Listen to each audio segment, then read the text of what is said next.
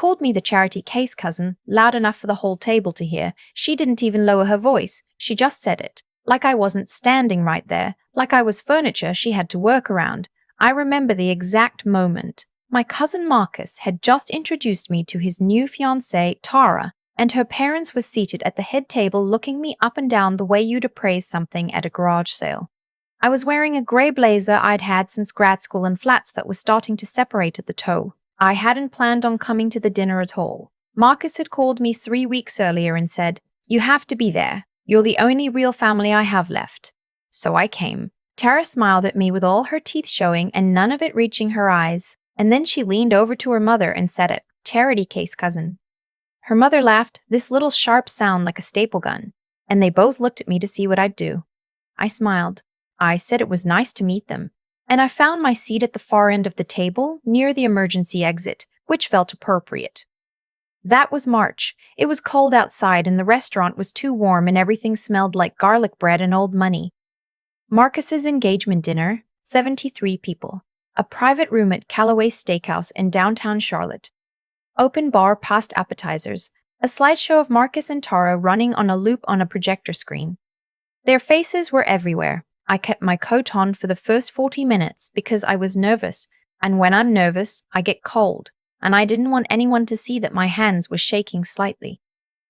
Nobody talked to me much. A few people from Marcus's side said hello, gave me that brief warm hug that means they're glad to see you but don't know what to say, and then drifted back into their own conversations. Tara's family had its own gravitational pull, loud, confident, the kind of people who dominated a room without trying.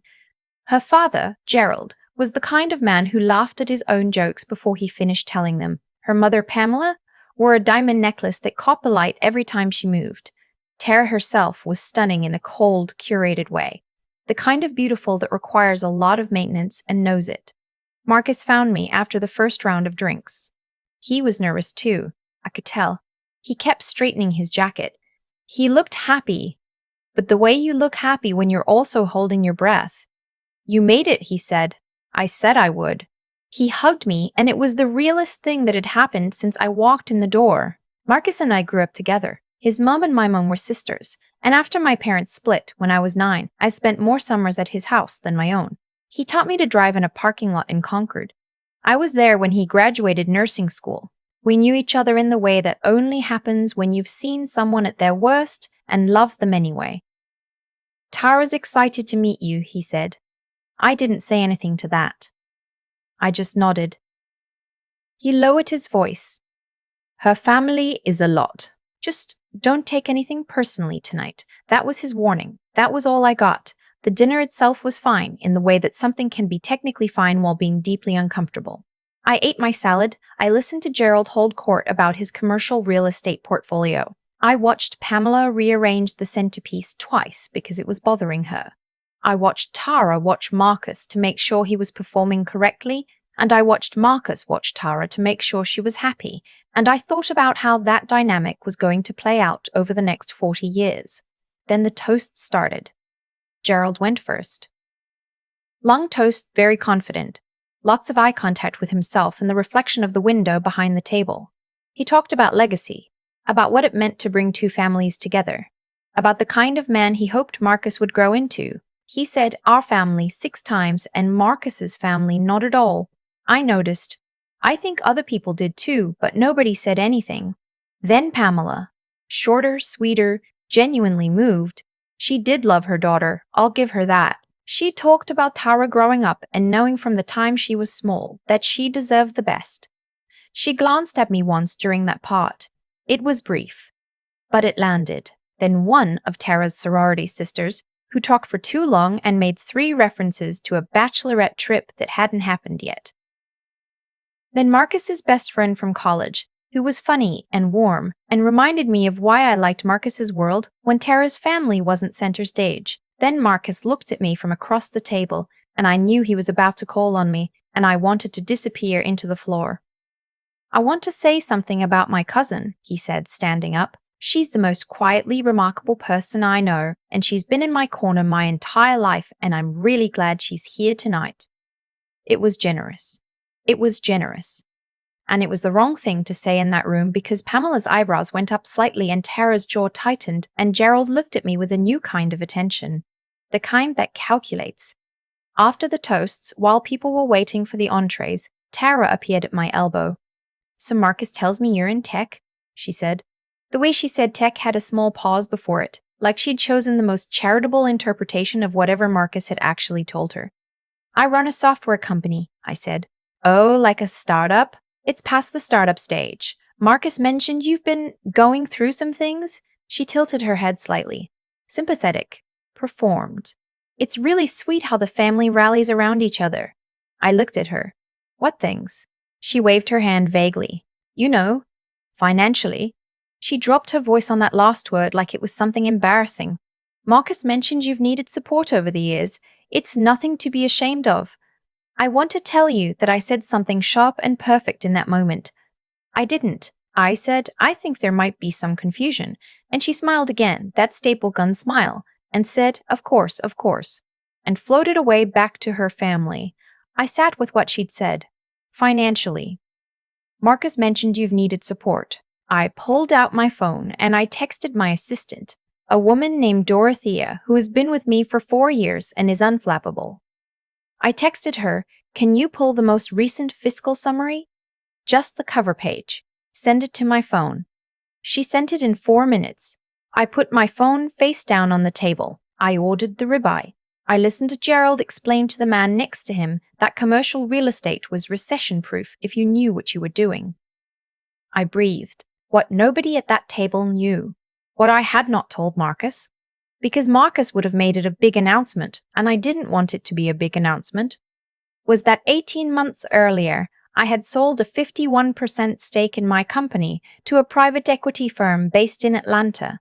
The company was called Halcyon Systems. We built compliance software for mid-sized healthcare networks. It was not glamorous. It was not the kind of thing that showed up in TechCrunch, but it worked, and hospitals needed it.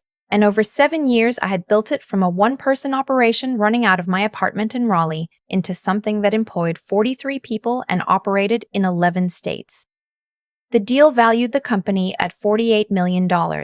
I kept 49%. I stayed on as CEO. I moved to Charlotte 18 months ago because it made sense logistically, and because I wanted a change. And because Marcus was here, and Marcus was one of the few people on earth whose company I genuinely preferred to solitude. I had not told him the full picture because I didn't know how. We'd always had a certain dynamic. He was the one who had his life together in visible ways. The nursing career, the apartment, the plans. I was the one who was building something invisible for a long time. He'd offered to help me more than once over the years. Gently, without making it a thing. And I had accepted twice because I actually needed it then. Early on, before the company had revenue. And I had paid him back both times with interest, which he'd refused but I'd deposited in his account anyway. I didn't think he'd told anyone about those loans. I was wrong. The entrees came. The room got louder. I ate and I listened, and I tried to remember why I was there. Tara came back an hour later. This time she brought her mother. "We were just talking," Pamela said, settling into the empty chair beside me with the ease of someone who takes up whatever space they want, about the wedding plans. "It's going to be a destination event. We're looking at venues in Highlands." "That's beautiful country," I said. "It is. It's also expensive." She smiled warmly. "We want to make sure Marcus's family is included, of course, in whatever capacity is realistic for everyone. In whatever capacity is realistic." I repeated that phrase in my head. "The venue alone is running close to 40,000, she continued. "And of course we're covering the majority. We just want to make sure Marcus isn't stretched too thin with his contribution." "What's Marcus planning to contribute?" I asked. Tara answered. "He mentioned he might ask family for some help, to cover his half of the reception." She paused. It sounded like he'd done that before, for other things. She was looking at me when she said it. I understood then. They had gotten the story backwards. They thought Marcus had been supporting me. They thought I was the dependent one. And now they were here, at this corner of the table, feeling me out. Would I be a financial drain on Marcus after the wedding? Would I be a problem? I thought about the direct deposit I set up the month Marcus's car got repossessed 7 years ago. The one I'd been running every month since, labeled in my bank account as M Living. $1,200 a month for 7 years. I had never mentioned it to him. I'd set it up through a third-party account, so it just appeared in his as a generic transfer. He'd asked me once where it came from, and I'd told him it was probably a banking error he should keep. He'd laughed and kept it and never asked again. I thought about his student loans, $64,000 paid in full 3 years ago by an anonymous benefactor that his loan supervisor would confirm was a private individual. That was me. I thought about the call 2 years ago when his apartment building went co-op and the residents had to buy their units or move. His unit was $187,000. He had a weekend. I wired it. He thought it was a family fund. I had let him think that. None of this had ever left my mouth. Pamela was still looking at me with that warm, careful smile waiting. I wouldn't worry about Marcus being stretched thin, I said. He has a strong support system. That's lovely, Pamela said, in the tone of someone who doesn't find it lovely at all. But concretely, what can his family realistically contribute? We're trying to plan. I looked at her. I looked at Tara. I thought about a lot of things. I thought about how easy it would be to just show them, to open the fiscal summary on my phone, or to mention the deal, or to say any of the concrete things that would stop this conversation immediately. I thought about how satisfying that would be, in a petty way. I also thought about what it would cost. The awkwardness, the overcorrection, Marcus feeling embarrassed that I'd been covering for him, this dinner becoming about money instead of him. And then Tara said the thing that made the decision for me. She leaned forward slightly, lowering her voice to a register that was still audible to the people on either side of us, and said, "We're just trying to protect Marcus. He has a good heart, and sometimes that makes him vulnerable to people who take advantage. Family included." Family included. I was the family. I was the one she was referring to, sitting 2 feet away from her. "I understand," I said. "Can I ask you something?" She nodded. "Do you know what Halcyon Systems is?" She blinked. "I don't think so. It's a healthcare compliance software company. Mid-sized. Operates in 11 states." I paused. "They did a partial acquisition 18 months ago. It was in the Charlotte Business Journal if you follow that." "I don't really follow. The CEO's name is Georgia Wells," I said. "That's me. I go by Georgie with people I'm close to. Marcus calls me Georgie. I've run the company for 7 years. Silence. Not total silence. The room was still loud. Gerald was still laughing somewhere. The slideshow was still running. But at our small corner of the table, something shifted. Pamela set down her wine glass. "The valuation at acquisition," I said, keeping my voice level, keeping it pleasant, keeping it exactly the same tone she had used with me, was $48 million. I retained 49%. I'm still CEO. Tara stared at me. "The loans Marcus mentioned," I said. "Those were from me to him, years ago, early in my company's life when cash flow was complicated in the other direction. He helped me then. I've returned the favor since in various ways. He doesn't know the full extent because I didn't want him to feel indebted. That's a choice I made." Pamela's mouth opened slightly. "So to answer your question concretely," I said, "Marcus's side of the family is not going to be a financial burden on your wedding. What Marcus needs from me, I will provide. What he doesn't need is anyone at this table making assumptions about his family based on what we drive or what we're wearing, or whether our shoes are starting to separate at the toe." I looked down briefly. "I've been meaning to replace these." I picked up my fork. I went back to my ribeye. The silence stretched for another few seconds and then broke, the way silences do, unevenly, into the ambient noise of the room. Pamela left the table a minute later. Tara stayed for a moment looking at me, and I couldn't quite read her expression. It wasn't shame exactly, and it wasn't anger. It was something more complicated, something that looked almost like recalculation. "My mother didn't mean," she started. "It's fine," I said, and I meant it mostly. "I just wanted us to have accurate information going forward." She nodded once and went back to Gerald. I sat alone for a while and ate my steak and thought about Marcus.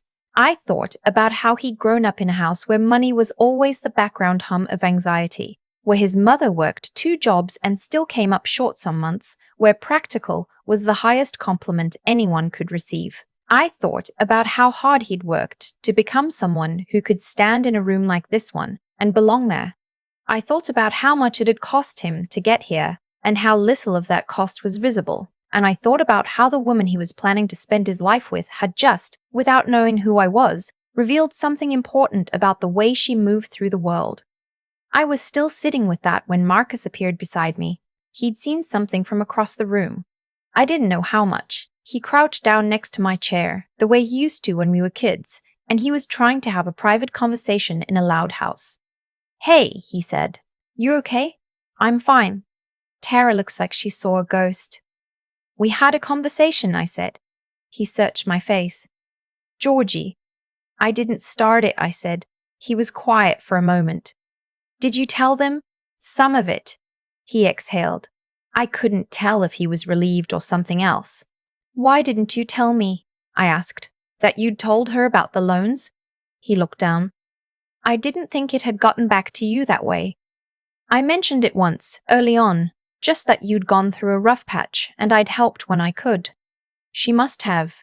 He stopped. "I didn't know she was going to make assumptions about my character at your engagement dinner." He winced. "Yeah." I let it sit for a second. "Marcus, I set up a direct deposit to your account 7 years ago. It runs every month. Did you know that was from me?" He stared at me. "Your student loans," I said. "Your co-op buy-in, that was me." He was very still.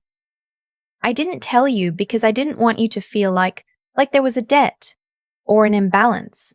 We've always been, even in the ways that matter, and I didn't want money to change that." He blinked. I watched him do the math in real time, not the financial math, but the other kind. The math of realizing how long something has been true without you knowing it. "Georgie," he said again, and his voice was different this time. "You helped me when I needed it," I said, "and then I got to be in a position to help you. That's what we do." He didn't say anything for a long time. Then he put his hand over mine on the table, and we sat like that for a minute, quiet under all the noise. Gerald appeared behind Marcus with Pamela, and the recalculation on their faces was complete now. They'd confirmed something, or Googled something, or Tara had filled them in, or all three. Gerald extended his hand to me with a broad, warm, starting over smile that I recognized as the specific smile of someone who has just realized they have made a significant social error and is hoping charm can retroactively fix it. "Georgette," he said, "I have to apologize. I don't think we were properly introduced earlier." I shook his hand. "I've heard a great deal about halcyon systems," he said, which was almost certainly not true, but which was the kind of thing Gerald said when he needed to buy himself back into a conversation. "Compliance tech is a fascinating space. Very undervalued." "It is?" I said. "I'd love to sit down sometime and hear more about Gerald," I said pleasantly. "Toe night is about Marcus and Tara. I'm really happy to celebrate them." He blinked, then he nodded, and the smile shifted into something that was maybe, possibly, a fraction more genuine. Of course it is." He sat back down.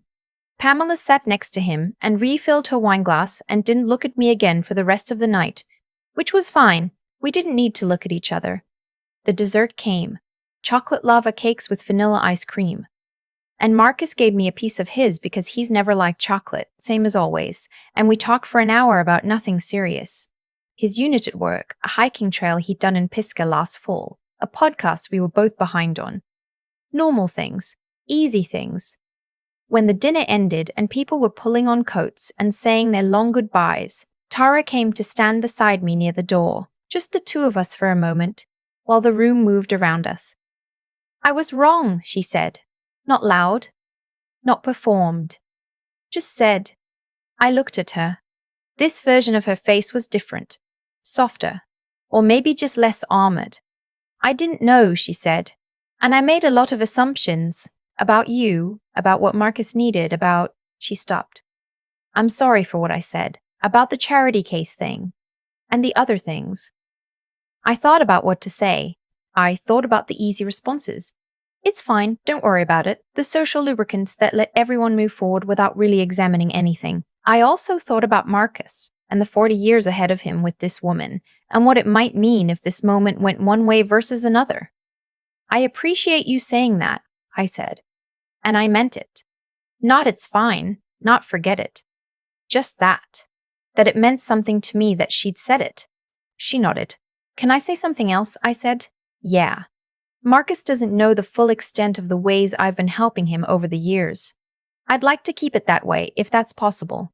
Not because I want credit for it later, but because we've never kept score and I don't want to start. What I'd ask is that moving forward, if there are questions about his family, about what we can handle, what we are, what we aren't, that someone asks him, or asks me. Before anyone draws conclusions, she was quiet for a moment. That's fair, she said. We stood there for another second in the noise of the room, and I thought that she was probably, underneath the performance, a more complicated person than she'd seemed at the beginning of the night, that people sometimes act out of fear. Fear of the unknown person entering their family, fear of disruption, fear of things they can't control, and that doesn't excuse it, but it sometimes explains it. He talks about you all the time, she said. I had this picture of who you were, and it was wrong. Most pictures are, I said. She almost smiled. We parted without hugging, but without any of the frost from earlier, which felt like the right distance for this point in the evening. Outside, the air was cold and clean, and the city was doing what cities do at 9 on a Thursday night. I stood on the sidewalk and waited for my car, and Marcus came out behind me, and we stood together for a minute without talking. You didn't have to be that gracious in there, he said finally. I know. With Tara? At the end. She apologized, I said. That matters. He looked at me. Are you going to be okay? With all of this? The wedding, the family merging, all of it? I thought about it seriously because he was asking seriously. Yeah, I said. I am. She's going to learn. You both are. I paused. Just maybe brief her better before the next family event. He laughed, really laughed, and it was the same laugh as when we were 17 and he drove my mom's car into a mailbox and we had to explain it to 3 separate adults, unguarded, relieved. I'll make a PowerPoint, he said. Please do. My car came. I hugged him, really hugged him, the same hug as when I walked in the door, and I got in and I watched the restaurant get smaller through the back window as we pulled away. It was late, and I was tired in the way that only happens when you've been holding something carefully for hours.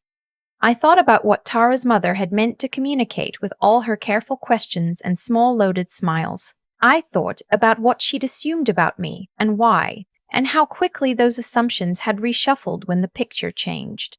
And I thought about what doesn't change.